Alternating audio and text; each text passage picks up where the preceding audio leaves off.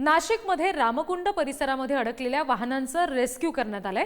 रामकुंड परिसरात गोदावरीच्या पात्रामध्ये ही सगळी वाहनं अडकून पडलेली होती। गोदावरीच्या पाणी पातळीमध्ये अचानक वाढ झाली आणि त्यामुळे नदी किनारी पार्क केलेली वाहनं पाण्यात अडकली। अग्निशमन दलाच्या जवानांनी तातडीनं घटनास्थळी धाव घेतली आणि ही सगळी वाहनं पाण्यातून बाहेर काढली आहेत। ही दृश्य बघतोय आपण।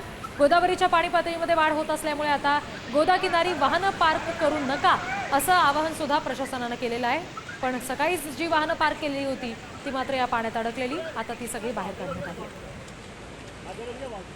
रामकुंड परिसरामध्ये वाहनांचं हे रेस्क्यू करण्यात आलं।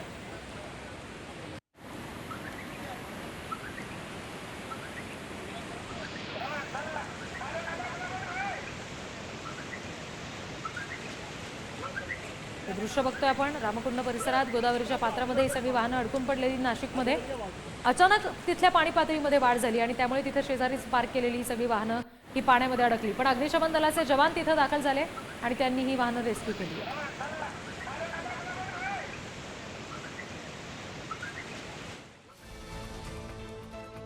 सध्या सगळीकडेच पावसानं जोर धरलाय। नाशिकमध्ये सुद्धा तीच परिस्थिती आहे। विशेषतः रामकुंड परिसरामध्ये पाण्याची पातळी अचानक वाढली आणि त्यामुळे मात्र तिथं शेजारी पार्क केलेली वाहनं ही सगळी पाण्यामध्ये अडकून पडली। आता मात्र ही सगळी वाहनं बाहेर काढण्यात आलेली आहेत। अग्निशमन दलानं या सगळ्यामध्ये चोख कामगिरी बजावलेली आहे। ही दृश्य आपण पाहतोय। वाहनं ज्या वेळेला पाण्यामध्ये अडकून पडलेली होती आणि ती अग्निशमन दलानं कशा पद्धतीनं बाहेर काढली हे आपण बघतोय।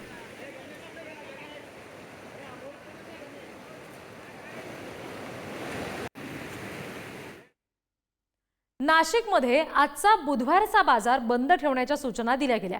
गंगापूर धरणातून पाण्याचा विसर्ग होणार आहे आणि त्यामुळे सतर्क राहण्याचा इशारा सुद्धा दिलेला आहे। गोदा घाट परिसरामध्ये पाण्याची पातळी वाढण्याचा धोका आहे। गोदा घाटावर दर बुधवारी आठवडे बाजार भरतो, पण पावसाची परिस्थिती बघता आठवडे बाजार भरवू नका अशा सूचना दिल्या गेल्या आहेत। गंगापूर धरणातून जवळपास 1500 क्युसेक पाण्याचा विसर्ग आता होणार आहे।